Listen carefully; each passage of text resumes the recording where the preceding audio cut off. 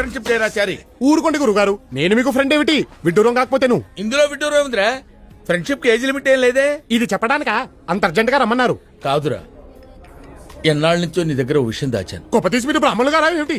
ఆ పాత బస్తీ సలీం గారితో హలీం గురించి డిస్కస్ చేసేప్పుడే నాకు అనుమానం వచ్చింది సుమి. బా ఆపరా నీ అప్రాచ్య పరిమాణాలు నువ్వును. నిన్నో విషయం అడగాలనుందిరా. ఏమిటి? నువ్వు ఎప్పుడైనా ఎవరినైనా ప్రేమించావురా? ప్రేమ? నేనా? మనం కూడా ప్రేమించొచ్చా గురువు గారు? ఏ మనం ఎందుకు ప్రేమించకూడదు? అంటే చరిత్ర చూసుకుంటే సలీము, అనార్కలి, రోమియో జూలియట్, ఐలా మజ్ను ఎంతసేపు వాళ్లే ఉన్నారు గాని మన వాళ్ళు ప్రేమించినట్టు ఎక్కడా దాఖలాలు లేవే.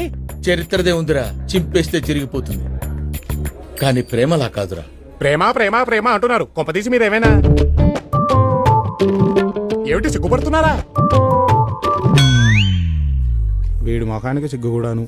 ఏమండోయ్, మీరు సిగ్గుపడ్డం మాని ఆ అమ్మాయి ఎవరో చెప్పండి. మన రాజమండ్రి గణపతి శాస్త్రి లేడు? లేడుగా. పోయిన పుష్కరాలకి మనిషిగా మునిగి శవంగా తేలాటగా. ఆ శవానికి పిండం పెడుతూనే వాళ్ళ పెద్దమ్మాయి శశికళకి బీటేశా. ఏమిటి మంత్రాలు చదువుతున్నా? నోరు మంత్రాలు చదువుతుంటే ఖాళీగా ఏం చేస్తారా? ఏసా.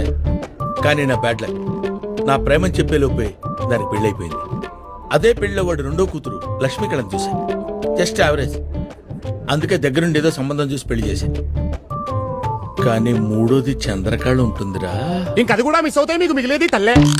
ఆ టెన్షన్ నాకు ఉందిరోయ్. అందుకే సంవత్సరం క్రితం తల్లి కూతురు ఇద్దరిని సనత్నానికి షిఫ్ట్ చేశా. ఒరేయ్, చంద్రకళకి నిన్ను పరిచయం చేస్తాను. నా గురించి నేను చెప్పుకోలేని విషయాలు నువ్వు కొంచెం గట్టిగా చెప్పాలరా. అమ్మాయిని చూపించండి గురుగారు, అల్లుకుపోతాను. ఆ పని మాత్రం చేయకురోయ్. పెళ్లిలో మంత్రాలు సాయం చేసినట్టు ప్రేమలో మాట సాయం చేయరా, అంతే.